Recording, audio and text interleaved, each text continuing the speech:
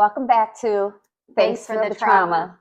So today we're just going to talk, it's not going to be a long video. We're just going to talk about how we were actually put into foster care twice because of our living conditions when we were little. And then I also want to talk about when we were adults, not adults, a couple of years later when we started eating at the homeless shelter and stuff like that. So I know the first occasion, we really don't remember because we were too young. But the second occasion when we were put in DCF custody, you do remember that, Yeah. and I remember that. And Angel, you were just too young for that. She was in the playpen. She wouldn't So do you want to remember. do you want to just say a little bit? Yeah. So we lived on Hurley Street, in the Kensington area, I guess. Yeah. And with that being said, I think Mommy was out playing bingo. Yeah, she was out playing bingo. And a girl from around the corner who was our babysitter. She was over babysitting, and our older siblings were outside, something with a cat, and something happened. We got locked out. Yes, and the babysitter went outside, and you followed her. Something with the cat, and when she went out the door, the screen door shut and locked. Angel and I were locked inside. I was only about 2.5, 3 years old, and You're 3 years older. yeah, so I was 3. So you were able to stand in the playpen because you were standing. You had to be 4 then. You had to be 4 then. Okay. But was this after my dad died? This might have been after your Yeah. dad. So then I would have been 2, and then you would have been like 5. No, it had to be before then because we still lived on Hurley Street. Yeah, because you were able to pull yourself. You weren't even 1 yet. You couldn't have been 1 yet. Alive. Because you were barely standing. No, you were barely pulling yourself. Yeah, I don't know if no. I don't think he was still alive because you would not have had to go into foster care because your dad would have been able to take you out of there. So I was 16 months when you died. Okay, so you probably like what, like maybe a month later. Yeah, so probably. maybe a month. So Mommy was on her medication. So okay, so I'm just gonna let me finish. So I remember her being in the playpen, standing there, and I remember. They were trying to get me to open up the screen door, and I was too little. I didn't know. I could not figure it out, and they kept saying, "Open up the screen door," and I couldn't do it. And then I remember the cops coming because someone called the cops.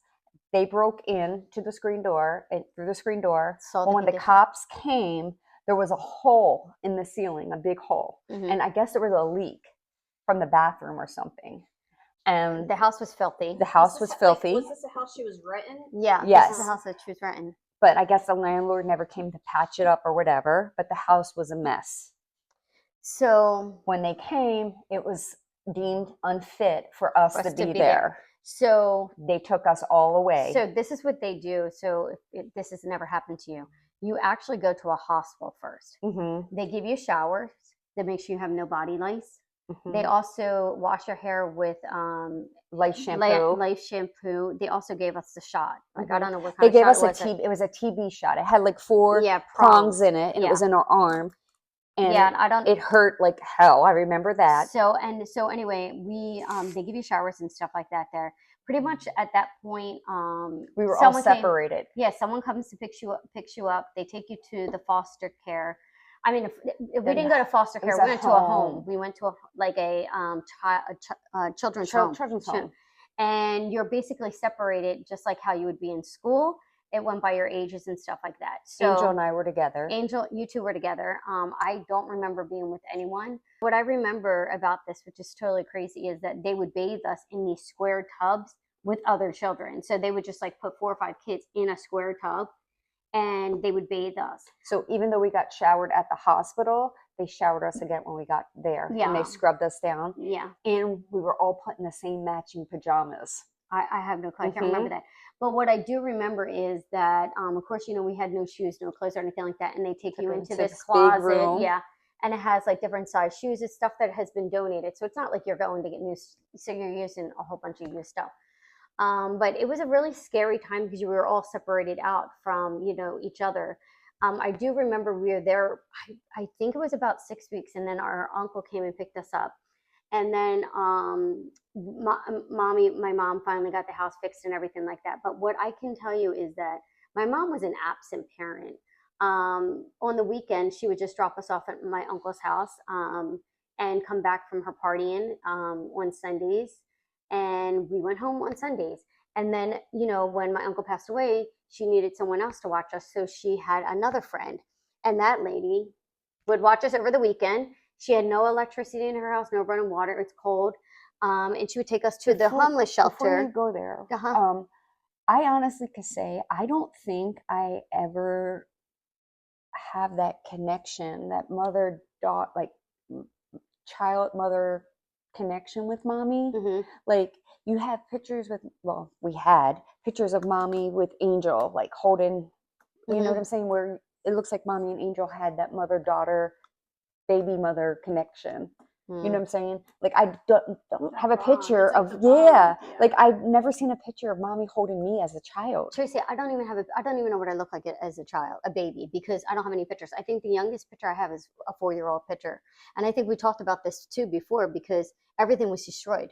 Yeah. Our whole lives, like there's like nothing. We have like nothing. You know, and that's so frustrating to me because I can't even share like, hey, this is what I look like as a baby, you know? The thing I want to talk to you all also about is when she sent us, because she, you know, we had to go somewhere, and she sent us to this woman's house that had no electricity, no water, okay? Then we had to go to the homeless shelter. And I have to tell you, that was a very scary place to be at the homeless shelter, because you're eating with a lot of people that, you know, aren't in the best care, you know, themselves, you know what I mean? But it was like a soup kitchen. I was thankful that we had a meal to eat and stuff like that, but I'm just thinking, as a parent, you drop your kids off at someone's house for the weekend for you to go partying. But why wouldn't you drop food off for them? Yeah. Why wouldn't you drop milk off for them? Nothing. Why wouldn't you drop juice off for them? You're collecting a state check and food stamps for some reason. Yeah. Where's all that money going? Exactly. So to be honest with you, I think that's why when we got older and stuff like that, we were afraid and I know DCF was called a couple of times, and they did come out, which we've said before. But I think that we had the fear of being separated again and not knowing how bad things could get. Like if they would have separated us all out and we would never see each other again. So I think that's why we always just dealt with what we had to deal with. We didn't really tell anybody. I don't think I did. Did you guys tell anyone? I mean, everybody already knew that we had like all these dogs. We smelled. We were told if we told anyone that we would be taken away and we'd be separated. Yeah. So we had that fear of that happening. We didn't want that to happen. Fear of abandonment. Yeah. You're gonna, like, if we told anybody, we'd be taken from the only place we know. Yeah. We'd be taken away from the only. I didn't know that we were taken when we were younger until you told me that a couple weeks ago. Like, I didn't know.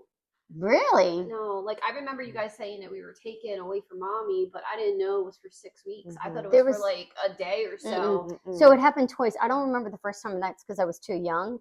But the second time, I remember, you know, I was pretty much all the days. She probably wasn't taken the first time. Oh, you might have not even there. Yeah, my dad was probably. Yeah, no, you weren't even there. So it must have. So we were probably taken before you were she was born, and mommy was pregnant with you or whatever like that. But I'm not really sure. I mean, I could ask the older siblings, but I'm sure that they won't tell me any information. No, it's not they don't remember. They just won't tell. Yeah, because. Yeah, that's yeah. So I think this is a pretty good episode. I know it's a small episode, but. Thanks for the trauma.